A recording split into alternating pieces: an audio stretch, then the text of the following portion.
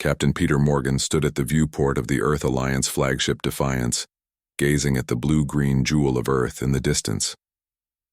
15 years had passed since humanity joined the Galactic Council. 15 years of sharing technology, establishing trade routes and learning the ways of the stars. 15 years of peace. "Captain, incoming transmission from Ambassador Wright," said Lieutenant Ryan Diaz from the communications station. Morgan nodded. "Put her through."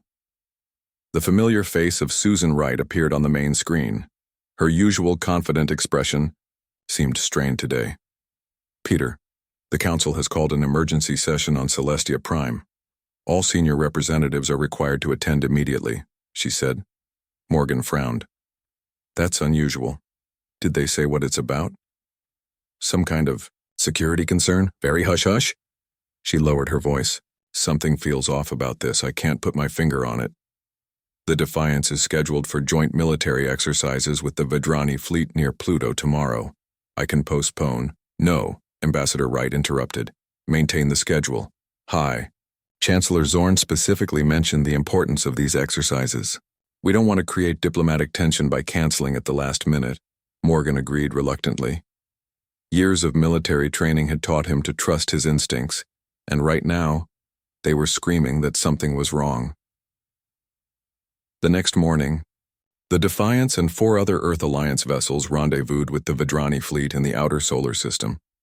The massive alien ships dwarfed the human vessels, their crystalline hulls shimmering in the distant sunlight. Fleet Commander Krav of the Vedrani appeared on the communication screen. His scaled face revealed no emotion as he spoke. "Captain Morgan, we are pleased you could join us for these important exercises. Please move your vessels to the coordinates we've transmitted."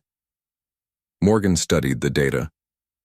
"Those coordinates will position us on the far side of Pluto, out of direct communication. With Earth?" "Yes," replied Krav. "The exercises include communication disruption scenarios. Is this a problem?" "No problem," Morgan said, though his unease grew stronger. "We'll proceed to the designated area." As the Earth vessels moved into position, Morgan quietly ordered his communications officer to maintain an open channel to Earth. Using their quantum entanglement communicator, technology the Council didn't know humans had perfected. 4 hours into the exercises, alarms blared across the bridge. "Captain!" "Multiple ships dropping out of hyperspace near Earth," shouted the sensor officer. They're Council vessels. Vedrani, Talari, Mox near. At least 30 capital ships. "Hail them immediately," Morgan ordered. No response came. Instead, they watched in horror as the Council fleet moved into attack formation around Earth. "Get me Earth Defense Command now," Morgan shouted. General Olivia Carter's face appeared on screen, her expression grim. "Morgan, we're tracking multiple inbound vessels. They're not responding to hails. What the hell is going on?" Before Morgan could respond, the tactical officer called out, "Energy signatures spiking in the Council fleet. They're charging weapons." "General, it's an attack. Get our planetary shields up now," Morgan yelled. The Defiance's long-range sensors captured the horrifying scene. Massive energy beams cutting through Earth's atmosphere, followed by kinetic projectiles raining down on major cities. The planetary defense shields, still in early deployment stages, couldn't cover the entire planet. "All ships battle stations," Morgan commanded. "We're returning to Earth immediately." As the Earth vessels turned to head back, the Vedrani fleet moved to block their path. "Captain Morgan," Fleet Commander Krav's voice was cold. "By order of the Galactic Council, your vessels are to stand down and surrender. Earth has been deemed a threat to galactic stability." Morgan's face hardened. "Like hell we will. What you're doing is an act of war against a Council member. Your membership has been revoked," Krav replied without emotion. The Vedrani ships opened fire. The Defiance shuddered as energy blasts struck its shields. "Evasive maneuvers," Morgan ordered. "Return fire, target their propulsion systems." The bridge erupted into controlled chaos as the crew fought to keep their ship intact. 2 smaller Earth vessels were quickly disabled, their crews captured. A third managed to jump to hyperspace but emerged directly into a waiting Talari battle group. "Captain, "We can't win this fight," said Commander Jack Hill, Morgan's executive officer. "They outnumber us 5-1. Morgan knew he was right. Staying meant certain death or capture, neither of which would help Earth. "Program a series of random jumps," Morgan ordered. "We need to escape and regroup." "Sir, random jumps are extremely dangerous." "It's our only chance," Morgan cut in. "They'll be expecting standard escape routes." As the Defiance took more hits, its shields weakening, Morgan opened a channel to Earth one last time. "General Carter, we're being ambushed. We'll try to break through and return, but if we can't make it back immediately, know that we'll find a way. Hold on as long as you can." Carter's reply came through static. "Understood, Captain. Earth is under heavy bombardment. Major cities are being hit. Millions already." Her voice broke. "God help us all." The Defiance shuddered again as another blast hit. "Hyperspace generators at full power," called the engineer. Morgan took one last look at the tactical display showing Earth, surrounded by enemy vessels. "Jump now." The stars stretched into lines as the Defiance tore into hyperspace, executing the first of 5 random jumps that might save them, or tear the ship apart. On Celestia Prime, Ambassador Susan Wright sat in a sterile detention cell. Hours earlier, she had been arrested during the emergency council session, along with all human representatives. Through the small window in her cell, she could see other species diplomats being escorted under guard, those who had objected to the attack on Earth. The cell door opened, and High Chancellor Zorn entered, his tall, slender form looming over her. "Why?" Susan demanded. "Earth has honored every treaty, shared our discoveries, worked for peace." "That is precisely the problem, Ambassador," Zorn replied. "Our predictive models show that at your species' current rate of advancement, humans would surpass all council races within 1 century. In 3 centuries, you would dominate the galaxy. So this is about power? About fear?" "It is about survival," Zorn said coldly.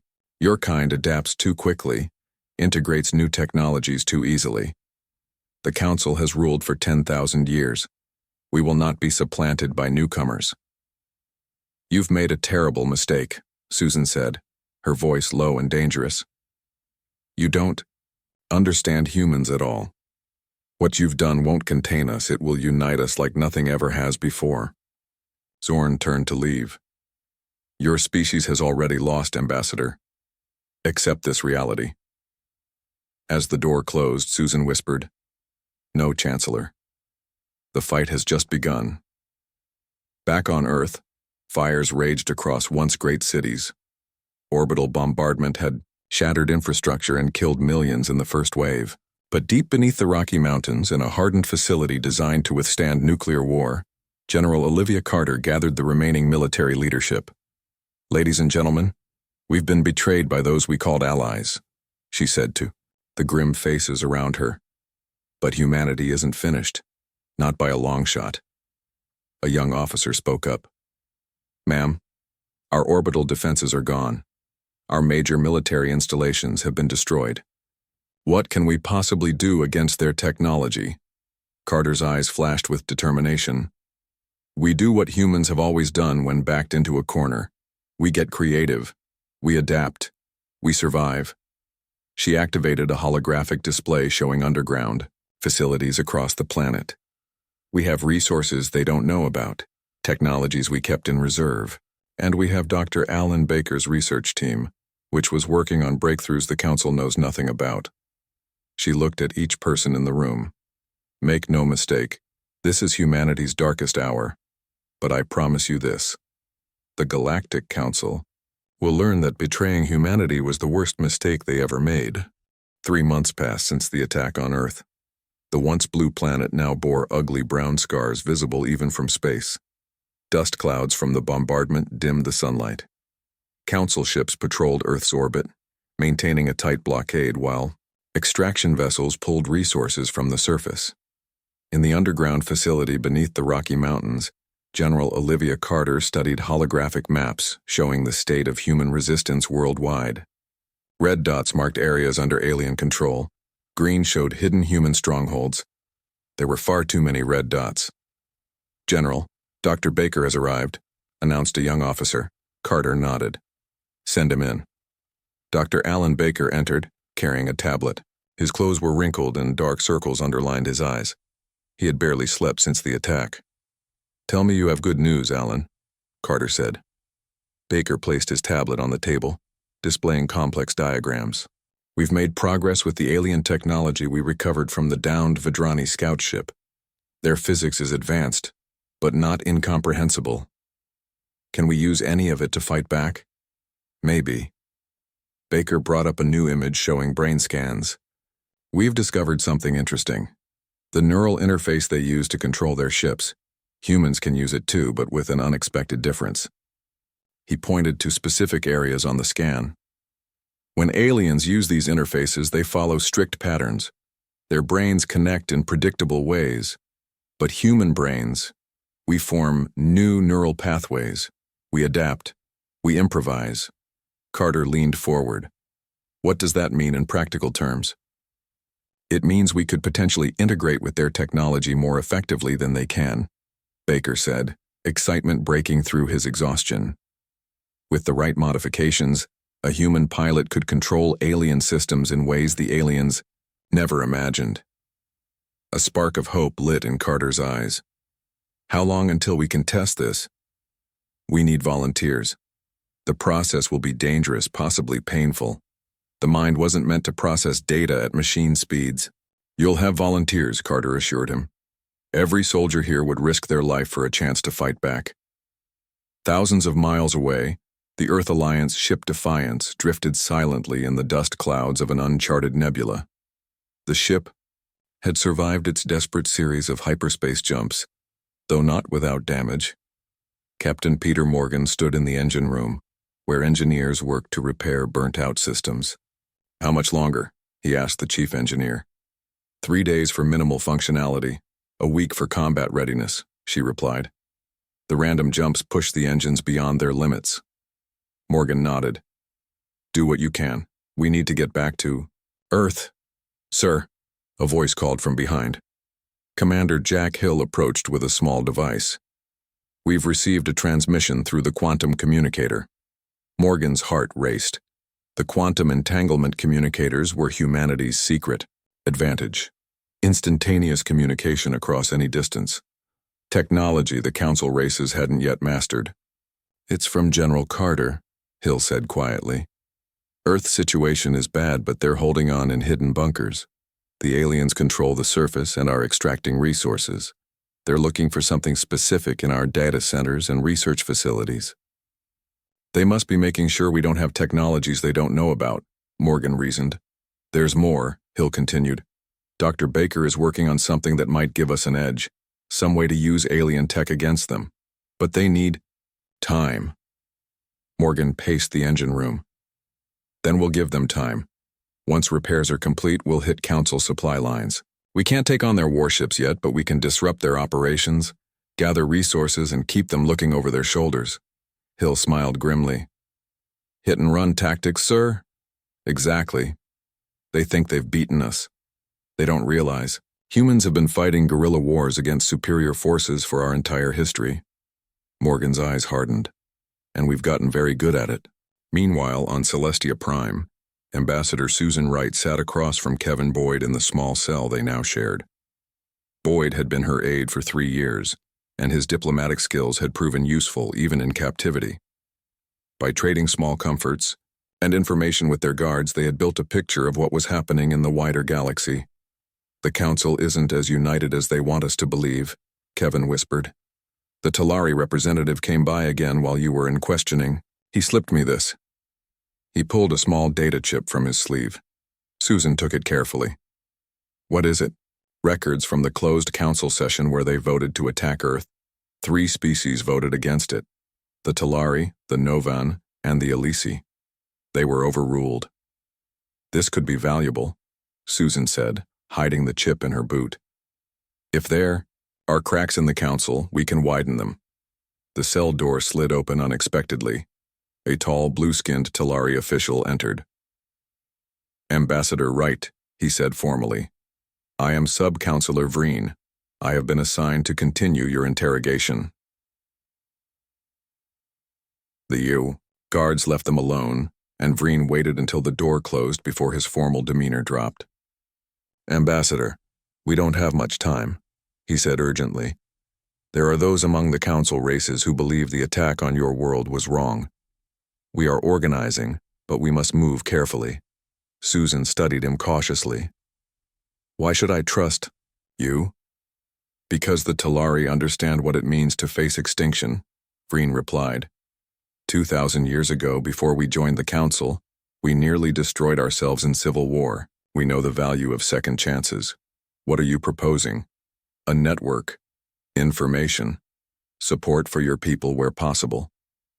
Vreen glanced nervously at the door. Chancellor Zorn believes humanity is nearly broken. Those of us who oppose him need to know, is there still hope for resistance? Susan thought of the quantum communicator message she had received last week. Coded news that the Defiance had survived and that underground resistance continued on Earth. "Tell your network this," she said firmly. "Humanity hasn't even begun to fight back." Back on Earth, in a secret facility built inside an abandoned mine, Dr. Baker stood before two volunteers, Major Sam Lewis and Lieutenant Grace Parker. "The procedure will link your minds directly to our modified version of the alien neural interface," Baker explained. "Your consciousness will essentially merge with the machine systems. No alien has ever attempted this level of integration." "Why not?" Lewis asked. "Their brains can't handle it," Baker said. "They're not wired for the kind of adaptive thinking this requires. But humans, our brains constantly form new connections. It's our greatest evolutionary advantage." "And the risks?" Parker asked quietly. Baker didn't sugarcoat it. "Information overload, mental breakdown, possibly worse." Lewis and Parker exchanged looks. They had lost family in the attack, friends, homes. "When do we start?" Lewis asked. The next day, in the observation room above the laboratory, General Carter watched as Baker's team prepared the two volunteers. Complex equipment surrounded the reclined chairs where Lewis and Parker lay. "This is our best hope," Baker told Carter. "If this works, humans will be able to process information and control systems at speeds no alien can match." "And if it doesn't work?" Carter asked. Baker's face was solemn. "Then we keep trying. We adapt. We're human. It's what we do." The procedure began. Lewis and Parker convulsed as the neural interfaces activated. Their vital signs spiked dangerously. The medical team moved to intervene, but Baker held up his hand. "Wait," he said. "Look at the neural activity." On the monitors, patterns of brain activity unlike anything they'd seen before appeared. Not chaotic, as they feared, but complex, beautiful, human minds adapting to something new. Major Lewis's eyes opened first, then Parker's. Both stared at the ceiling with changed eyes, still human, but seeing the world differently now. "How do you feel?" Baker asked cautiously. Lewis turned to him, moving with strange new precision. When he spoke, his voice was calm but filled with wonder. "I can see everything, the patterns, the connections." He looked at Parker, who nodded, in shared understanding. "We can win this war," Parker said simply. "We know how now." In the darkness of the observation room, General Carter felt hope for the first time since the attack. The aliens had made one critical mistake. They had underestimated humanity's greatest weapon, our ability to adapt. 6 months had passed since the Council's attack on Earth. In the command center beneath the Rocky Mountains, General Olivia Carter watched as Major Sam Lewis and Lieutenant Grace Parker demonstrated their new abilities. The two officers now, permanently connected to the modified alien neural interfaces, moved with fluid precision that seemed almost inhuman. Lewis stood before a complex holographic display showing Earth's defense grid, what remained of it. His eyes flicked rapidly across the data, processing information at speeds no normal human could match. "The Council doesn't understand what they're sitting on," Lewis said. His voice had changed since the procedure, becoming more measured, almost musical.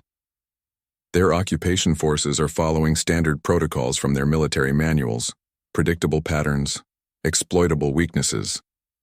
Parker nodded, her movements perfectly synchronized with Lewis's. We've analyzed their patrol schedules. There's a gap in their sensor network over the Pacific region. It cycles every 76 minutes for approximately 40 seconds. Carter leaned forward. Can we use this to get messages to our other resistance cells? Better than that, Lewis replied. We can move people and supplies, small amounts but enough to start reconnecting our forces. Dr. Baker entered the room carrying new data tablets. The scientist looked healthier than he had months ago. Having a purpose had revitalized him. General, I have news from our research team in Sydney, Baker said. They've successfully replicated our neural interface process with their own volunteers. 4 more human-AI symbiotes are now online. Carter smiled.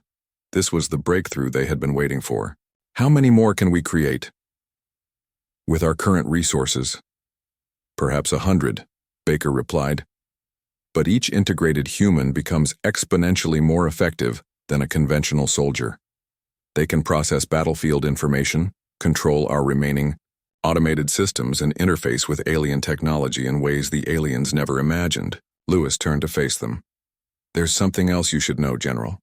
When we connect to their systems, we can see hidden patterns in their code, deliberate weaknesses built into their own technology. Weaknesses? Carter asked. What kind of weaknesses? Backdoors, Parker explained. The elder races of the Council don't fully trust each other. They've each built secret ways to disable the other's technology if needed. Can we use these backdoors? Lewis nodded. We're learning how. It will take time, but yes. Carter's communicator beeped.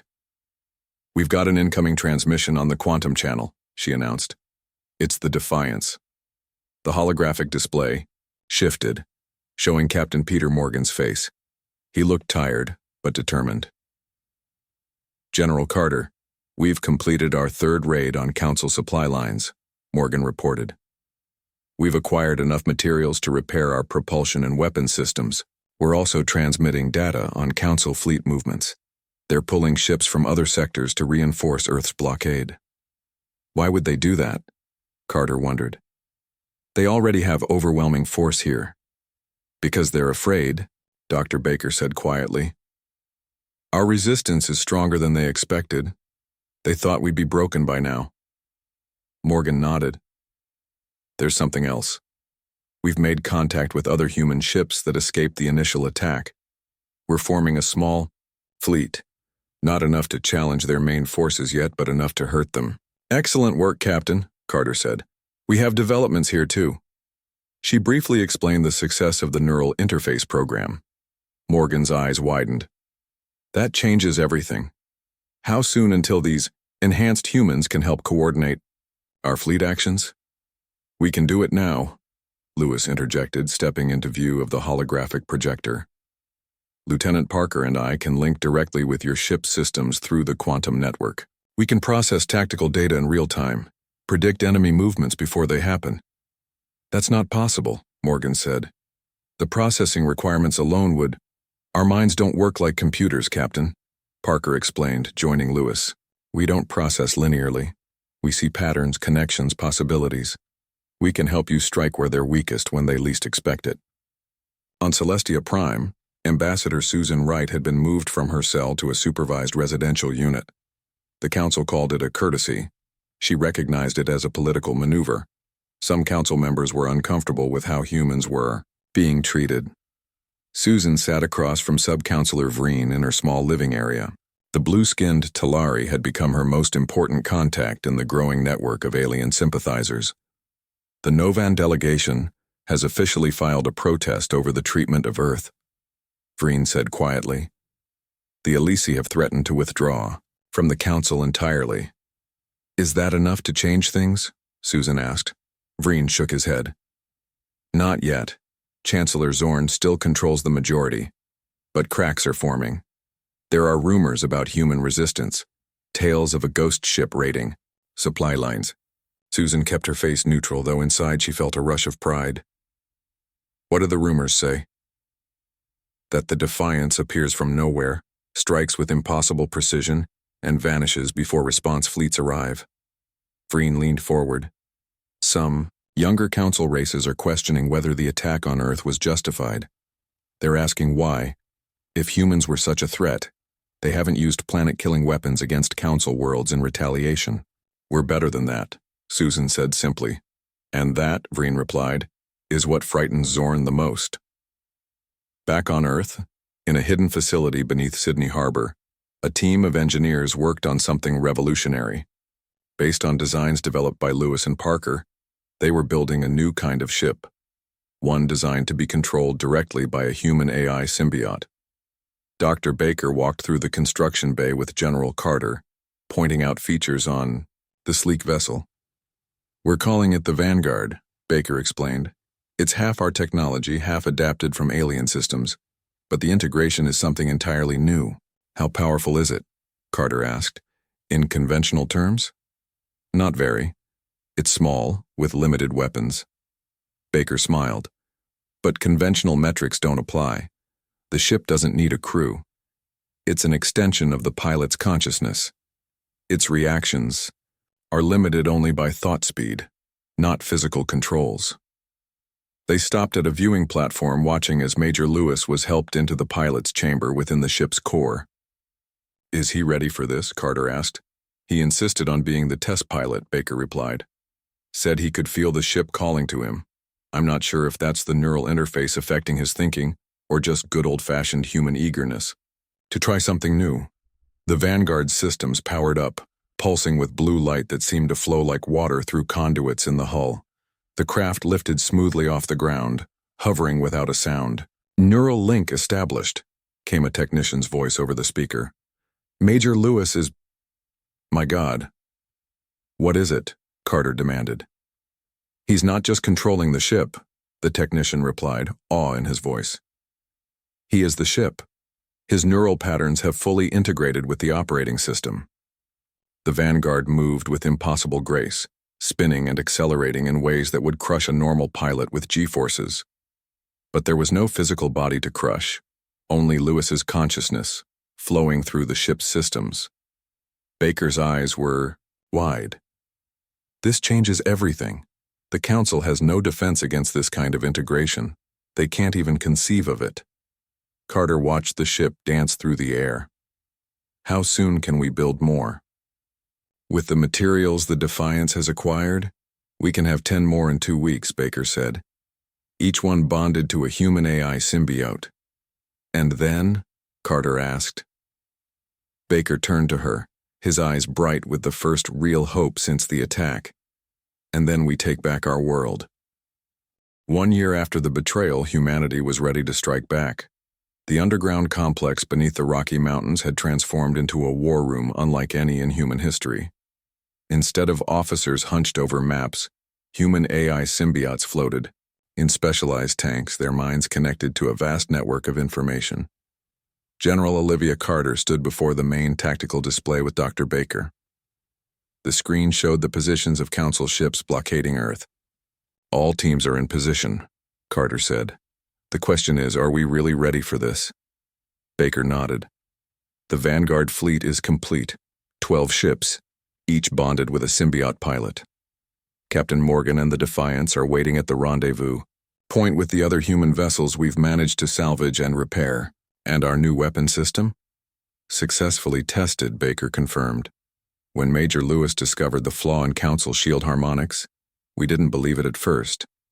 Their shields have been using the same frequency patterns for over 2,000 years. Arrogance, Carter said. They never thought anyone could challenge them, so they never innovated. Exactly. Our phase disruptors will cut through their shields like they aren't even there. Carter took a deep breath. Then it's time. Give the signal. Baker pressed his hand to a console. Operation Lazarus is go. All units, commence operations. In orbit around Earth, the Council blockade fleet maintained its standard patrol pattern. The aliens had grown complacent after a year of occupation. Resistance from the humans had been annoying but manageable. Small hit-and-run attacks that barely registered as a threat to their superior forces. On the bridge of the Vidrani Command ship, Fleet Commander Krav received an alert from a junior officer. Commander, we're detecting anomalies in our sensor grid over the Pacific region. Krav barely looked up from his reports. Another malfunction? Run a diagnostic. Sir, The officer stopped mid-sentence as alarms blared across the bridge.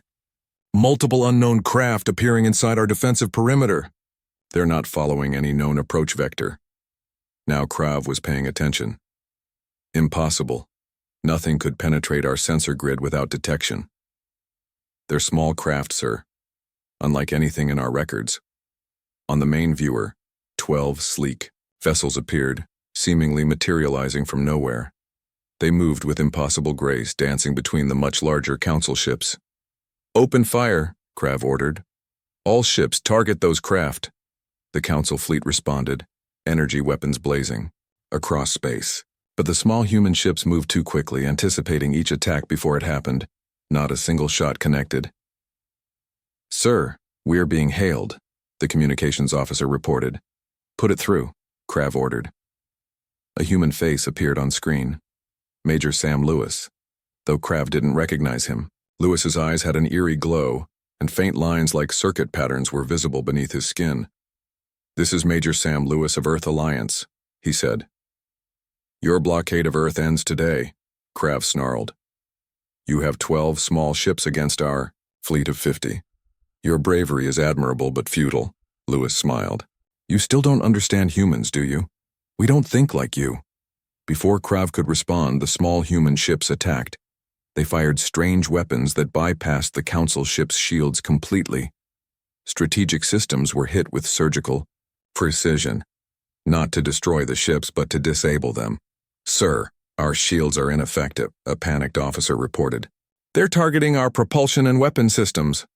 Krav pounded his control panel. Call for reinforcements. Now. Meanwhile, at the edge of the solar system, the Defiance led a fleet of 20 human ships out of hiding. Captain Peter Morgan stood on the bridge, watching as Lieutenant Grace Parker coordinated their attack through her neural link with the fleet's systems. The symbiote squadron has engaged the blockade, Parker reported, her eyes glowing with the same light as Lewis's. Council ships are disabled, but not destroyed. Their communications are offline. They can't call for help. Morgan nodded. Commence. Phase 2. All ships, move in. The human fleet accelerated toward Earth, engaging the outer perimeter of Council defense vessels. Unlike the symbiote pilots, these were conventional ships with regular crews, but they had an advantage: the element of surprise and new weapons designed by the enhanced humans. On Celestia Prime, Ambassador Susan Wright sat in a council session. After months of diplomatic work and growing support from sympathetic aliens, she had been granted observer status in certain meetings. She watched as Chancellor Zorn addressed the assembled representatives about the successful pacification of Earth. Susan's communicator vibrated silently in her pocket, a signal from Kevin Boyd. The message was simple. It's happening. She struggled to keep her expression neutral as Zorn continued speaking. The human threat has been contained. Their resistance efforts are disorganized and ineffective. We expect full surrender within. A junior aide rushed into the chamber, interrupting the Chancellor. He whispered urgently in Zorn's ear. The Chancellor's scaled face darkened with rage. Impossible, he hissed. Susan chose this moment to stand. Something wrong, Chancellor? Zorn glared at her. This session is adjourned due to an urgent matter. As the representatives began filing out, Sub-Counselor Vreen approached Susan. It's begun, hasn't it? He asked quietly. Susan nodded. Humanity is taking back what's ours, but in our way, not theirs. Vreen looked confused. What do you mean? Watch and see. Back at Earth, the battle had turned decisively in humanity's favor. The symbiote squadron had disabled the main council fleet without destroying it. Morgan's ships had secured the orbital space. Now came the most crucial part of the plan. The symbiote ships took up positions around the disabled council vessels and broadcast a message on all frequencies, not just to the council ships, but to every inhabited world across the galaxy. Major. Lewis's face appeared on screens everywhere, Attention, peoples of the galaxy. I am Major Sam Lewis of Earth. 1 year ago, the Galactic Council launched an unprovoked attack on my homeworld, killing millions of innocent civilians. They claimed we were a threat to galactic peace. The broadcast showed images of the devastation on Earth, followed by footage of the current battle, human ships disabling but not destroying the Council fleet. Look carefully at what you're seeing, Lewis continued. We have the ability to destroy the Council fleet completely. Instead, we have chosen to disable their ships while minimizing casualties. We are not the monsters they claimed we were, on D. The Vedrani command ship, Krav watched in impotent fury as the human broadcast continued. To the Galactic Council leadership, Earth demands the immediate withdrawal of all occupation forces. We demand reparations for the damage inflicted on our world, and we demand a full accounting of those responsible for this unprovoked attack. Lewis's enhanced eyes seemed to stare directly at viewers across the galaxy. To the peoples of all worlds, judge for yourselves who the real threat to peace is. We await your response. The broadcast ended, leaving silence across communication channels throughout the galaxy. On Celestia Prime, the council chamber erupted into chaos as representatives demanded explanations from Chancellor Zorn. The Elisi delegation announced their immediate withdrawal from the council. 3 other races followed suit. Susan Wright watched as Zorn's support crumbled before his eyes. She caught Vreen's gaze across the chamber, and the Talari nodded with respect.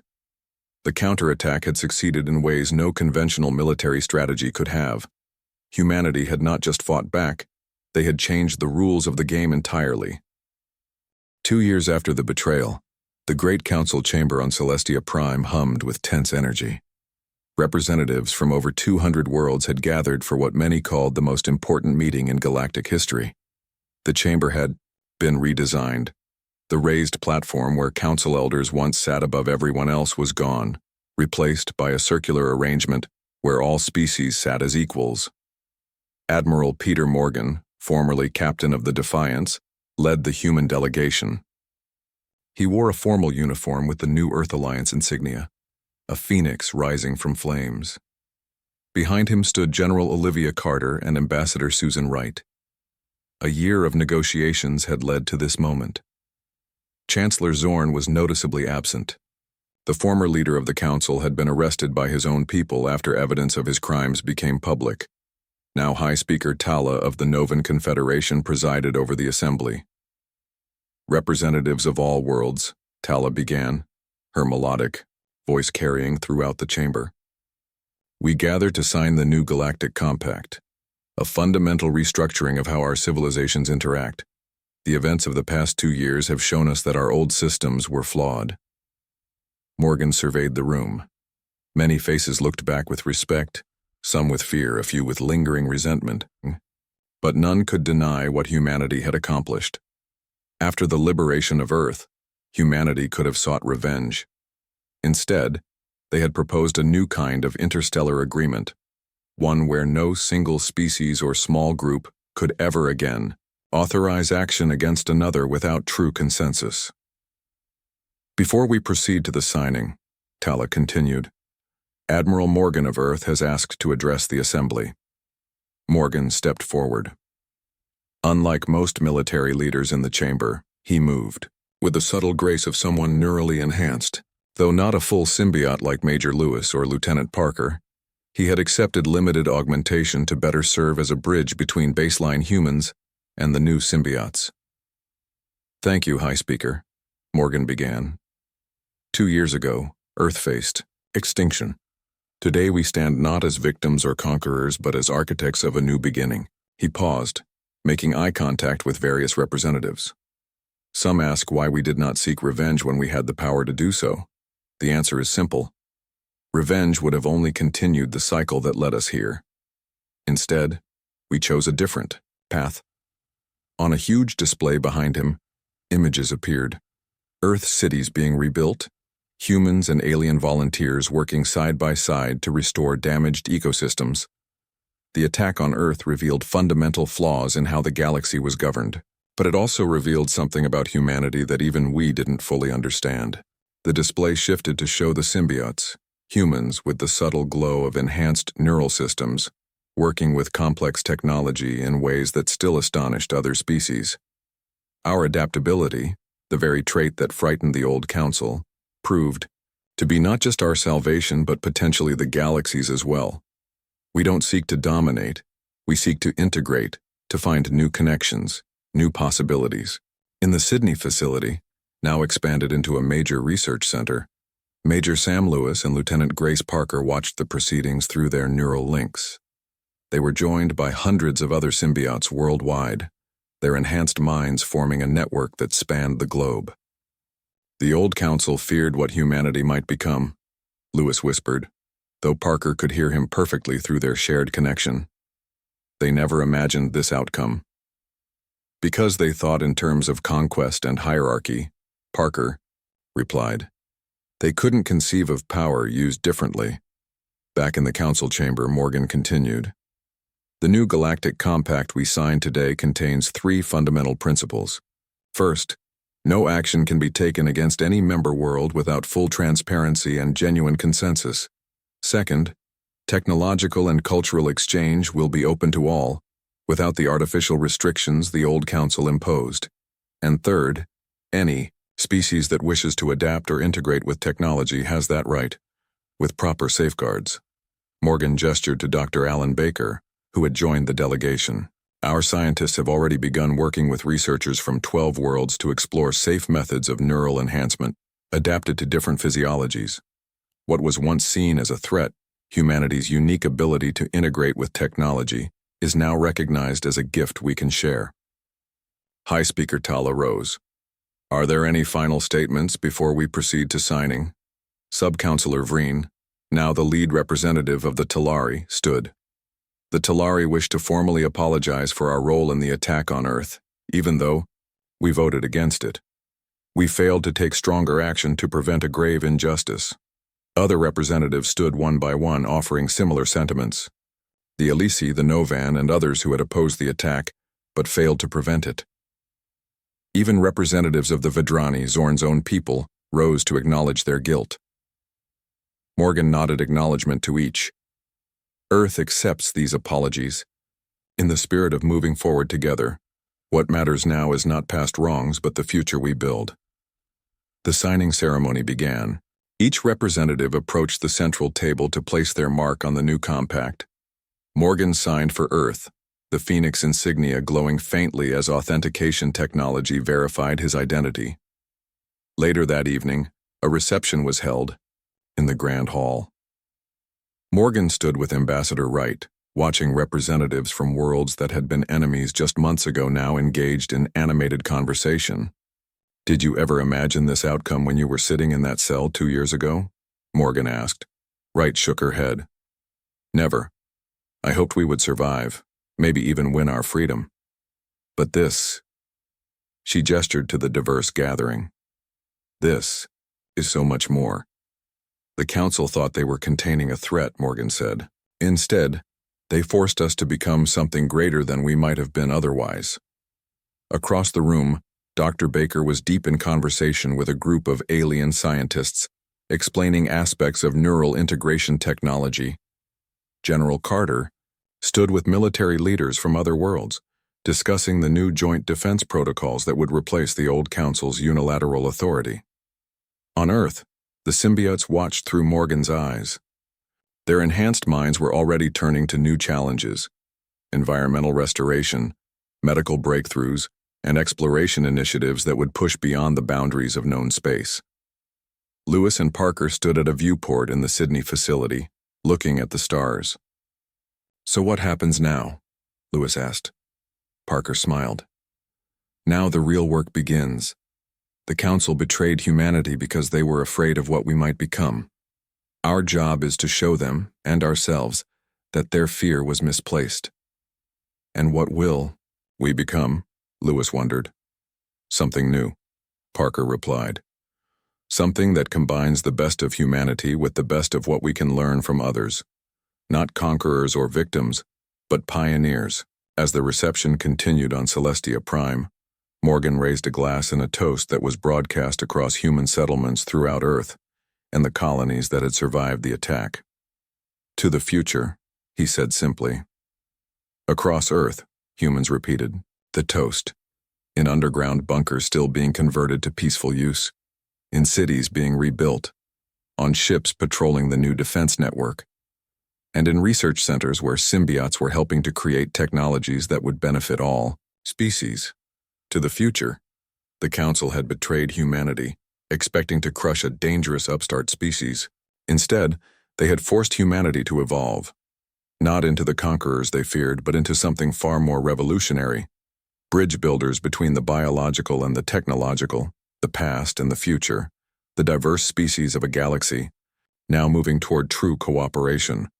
The rage had been unleashed, but it had been channeled into creation rather than destruction. And that, perhaps, was the most human victory of all.